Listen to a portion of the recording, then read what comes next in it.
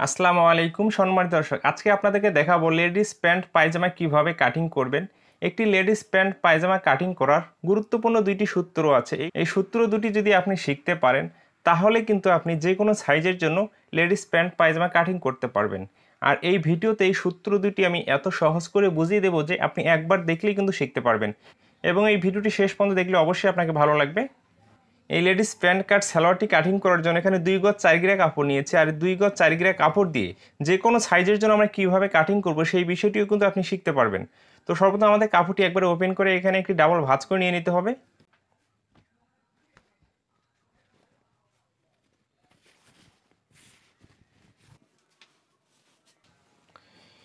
তো এইভাবে দুইটি মাথা একখানে করে এখানে একটি ডাবল ভাঁজ করে নিয়ে নিতে হবে। তো কাপড়টি আমরা এইভাবে একটি ডাবল ভাঁজ করে নেওয়ার পরে এই দিকে আরও একটি ভাঁজ করে নিয়ে নিতে হবে। তো কাপড়টি এইভাবে ভাঁজ করে নেওয়ার পরে এখানে কিন্তু 4 ভাঁজে ভাঁজ হয়ে গেছে। তো আমি পার্টগুলো দেখিয়ে দিচ্ছি, 2 3 4। তো এখানে খোলা সাইডটা আমি বাইরের দিকে রেখেছি, আটকানো সাইডটা আমার দিকে রেখেছি। যেদিকে আমরা রাবার লাগিয়ে নেব সেই সাইডটি কিন্তু আমি খোলা সাইড রেখেছি, এবং যেদিক পায়ের মাপটি নেব সেই দিক কিন্তু আমি আটকানো সাইড রেখেছি। তো এইভাবে সুন্দর করে কাপড়টি আমাদেরকে ভাঁজ করে বিছিয়ে রাখতে হবে। ওকে, এই প্যান কাট সালোয়ারটি কাটিং করার জন্য এখানে 2 গজ 4 গিরা কাপড় নিয়েছি। তো 2 গজ 4 গিরা কাপড় যদি আমরা সম্পূর্ণটা মেপে দেখি কত ইঞ্চি লম্বা আছে এখানে। তো সম্পূর্ণ কাপড়টি এখানে দেখুন 40 ইঞ্চি একটু প্লাস আছে, 45 ইঞ্চি এখানে আছে কাপড়টি সর্বমোট। তো সালোয়ারটি কিন্তু এখানে 40 ইঞ্চি লম্বা তৈরি করতে হবে। এই জন্য আমাদের কি করতে হবে, পায়ের নিচে যে মুড়িয়ে সেলাই দেবো এই জন্য এখানে জয়েন্ট দিতে হবে, এবং এলাস্টিক লাগানোর জন্য মুড়িয়ে সেলাই দেবো এখানে কিন্তু আমাদেরকে জয়েন্টই দিতে হবে। তো জয়েন্টের কাপড়টি কোথার থেকে বাইর করতে হবে আমি বুঝিয়ে দিচ্ছি আপনাকে। তো সর্বপ্রথম আমাদেরকে যে কাজটি করতে হবে, নিচে সেলাই মার্জিনে কাপড়কে একটি মার্জিন করতে হবে।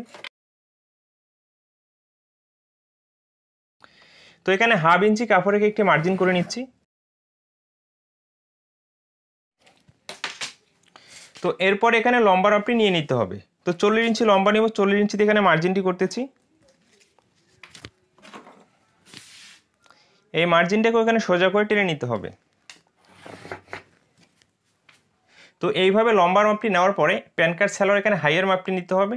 তো একটি প্যান কাট সালোয়ার 40 ইঞ্চি লম্বা হলে হাইয়ের মাপটি আমরা কত ইঞ্চি নিব, যার বডিটি 38 ইঞ্চি প্লাস হয়ে যাবে তার জন্য এখান থেকে 15.5 ইঞ্চি নিতে হবে, আর যার বডিটি 38 থেকে নিচের দিকে হবে তার জন্য 14.5 ইঞ্চি নিতে হবে।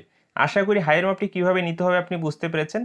তো আমি যার জন্য তৈরি করতেছি তার বডিটি 38 ইঞ্চি প্লাস, এই জন্য এখানে আমি হাইয়ের মাপটি 15.5 ইঞ্চি নিয়ে নিচ্ছি। ওকে, এই মার্জিনে এভাবে ফিতাটি রাখতে হবে, রেখে এখানে 15.5 ইঞ্চিতে আমি মার্জিনটি করে নিচ্ছি। এই মার্জিনটাকে এখানে সোজা করে টেনে নিতে হবে এইদিকে। তো এইভাবে লম্বা ও হাইয়ের মাপটি নেওয়ার পর এখানে লুচের মাপটি নিতে হবে। তো লুচের মাপ নেওয়ার একটি সহজ নিয়ম আমি শিখিয়ে দিচ্ছি। আপনি যার জন্য তৈরি করবেন তার যে কামিজ আছে, কামিজের হিপের মাপ মানে কোমরের মাপ, কোমরের যে মাপটি আসবে সেই মাপটিকে 4 ভাগ করতে হবে।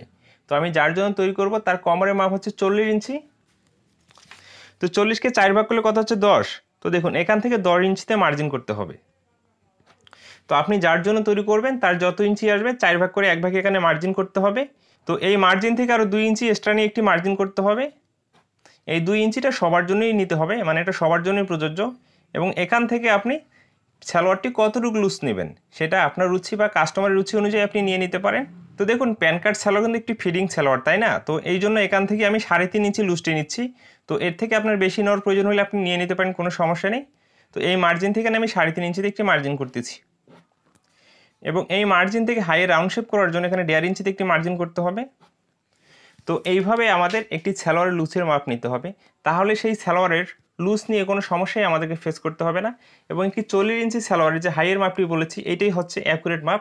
এই মাপ নিয়ে যদি আপনি একটি 40 ইঞ্চি লম্বা সালোয়ার কাটিং করেন আশা করি সেই সালোয়ারটিতে হাইয়ের মাপ নিয়ে কোনো সমস্যাই আপনাকে ফেস করতে হবে না। এরপরে দেখুন এই মার্জিনটিকে আমরা টেনে নিব।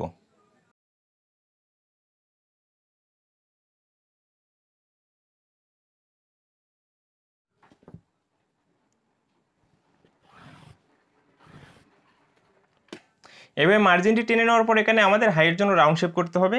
তো জাস্ট এখান থেকে ধরে এভাবে রাউন্ড শেপটি করে নিতে হবে। ওকে, তো তো এইভাবে লম্বা ও হাইয়ের মাপ এবং লুচের মাপটি নেওয়ার পরে এখন আমাদের পায়ের মুখের মাপটি নিতে হবে। তো পায়ের মুখের মাপ নেওয়ার একটি সূত্র শিখিয়ে দিচ্ছি। এই সূত্রটি ব্যবহার করে আপনি যে কোনো প্যান্ট কাট সালোয়ারের পায়ের মুখের মাপটি নিয়ে নিতে পারবেন খুব ইজিলিভাবে। যাদের বডিটি 38 ইঞ্চি প্লাস হয়ে যাবে তাদের জন্য এখান থেকে আপনি 2 ইঞ্চিতে মার্জিন করবেন। তো আমি যার জন্য তৈরি করতেছি তার বডিটি কিন্তু 38 ইঞ্চি প্লাস, এই জন্য এখানে 2 ইঞ্চিতে মার্জিন করতেছি। এবং যার বডিটি 38 থেকে নিচের দিকে হবে তো এখান থেকে আপনাকে 2.5 ইঞ্চিতে মার্জিন করতে হবে। ওকে, তো এখানে আমি 2 ইঞ্চিতে মার্জিনটি করেছি। এই মার্জিনটাকে আমরা এই হিপের এই মাপটির সাথে এখানে মিলিয়ে দেব। তো এই জন্য এখানে আমি শেপ কাটটি নিয়েছি, শেপ কাটটিকে এভাবে বসিয়ে রাখবো এখানে রেখে দেখুন এভাবে মার্জিনটাকে এখানে টেনে নিতে হবে।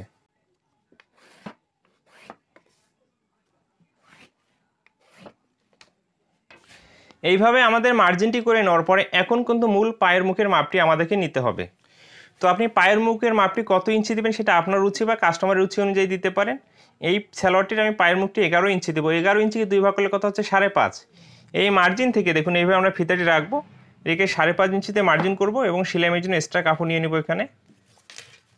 এইভাবে পায়ের মুখের মাপটি নেওয়ার পরে এখান থেকে আমাদের এই মার্জিনটাকে মিলিয়ে দিতে হবে। তো যারা একটু লুজ পড়তে ভালোবাসবে তাদের এই মার্জিনটি আপনি একটু সোজা করে টেনে নেবেন।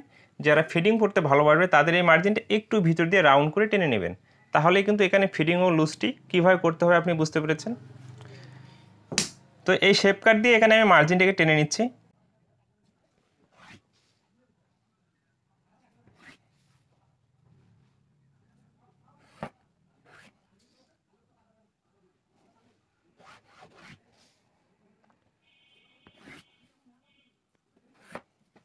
এই অবস্থায় কিন্তু এখানে পায়ের মুখের মাপটি নেওয়া কমপ্লিট হয়ে গেছে। তো একটি প্যান্ট কাট সালোয়ার যদি আপনি এইভাবে মাপ ও মার্জিনগুলো করেন আর কাটিং করে আবার সেলাই করেন, সেই সালোয়ারটি নিয়ে আপনাকে কোনো সমস্যাই ফেস করতে হবে না। তো এই অবস্থায় আমি কাটিংটি করে পায়ের নিচের যে এক্সট্রা জয়েনের কাপড়টি এবং কোমরের যে জয়েনের কাপড়টি আমি বাইর করে দেখিয়ে দিচ্ছি। তো এখানে আমরা এই মার্জিন অনুযায়ী কাটিংটি করে নিয়ে নেব।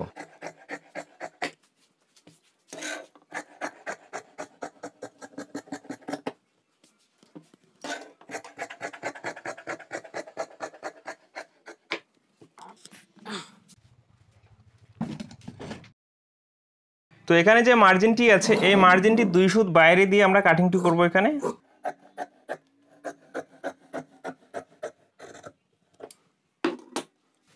এখানে যে আটকানো অংশটি আছে এখানে কাটিং করে নিয়ে নিতে হবে।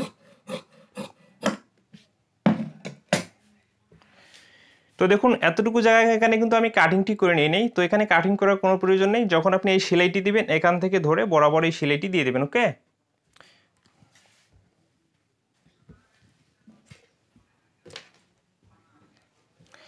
এখানে যে অবশিষ্ট কাপড় আছে কোমরে আমরা জয়েন্টটি দেওয়ার জন্য এখান থেকে 2.5 ইঞ্চি কাপড় এভাবে বাইর করে নিয়ে নিব।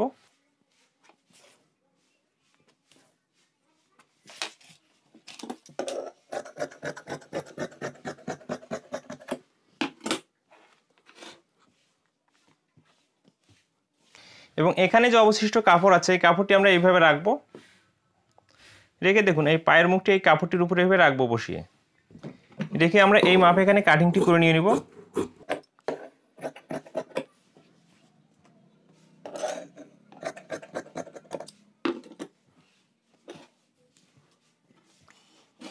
তাহলে এখানে কিন্তু পায়ের নিচে যে আমরা এক্সট্রা জয়েনের কাপড়টি এখান থেকে আমাদের নেওয়া হয়ে গেছে, তাই না?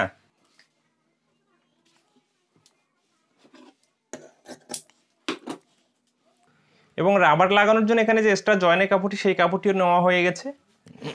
তো এই অবস্থায় কিন্তু প্যান্ট কাট সালোয়ারটি কাটিং করে একবারে কমপ্লিট হয়ে গেছে। মাত্র 2 গজ 4 গিরা কাপড় দিয়ে 40 ইঞ্চি লম্বা একটি প্যান্ট কাট সালোয়ার কীভাবে আমাদেরকে কাটিং করতে হবে, কীভাবে একটি 40 ইঞ্চি লম্বা সালোয়ারের হাইয়ের মাপ নিতে হবে, কীভাবে লুচের মাপ নিতে হবে, কীভাবে পায়ের মুখের মাপ নিতে হবে, A to Z আমি কিন্তু খুব সহজ করে বুঝিয়ে দেওয়ার চেষ্টা করেছি। আশা করি আপনিও খুব সহজে বুঝতে পেরেছেন। এবং এই ভিডিওটি শেষ পর্যন্ত দেখার পরে যদি আপনাকে ভালো লেগে থাকে অবশ্যই আমার চ্যানেলটিকে সাবস্ক্রাইব করে রাখবেন। ভালো থাকবেন, সুস্থ থাকবেন, নিজের প্রতি খেয়াল রাখবেন।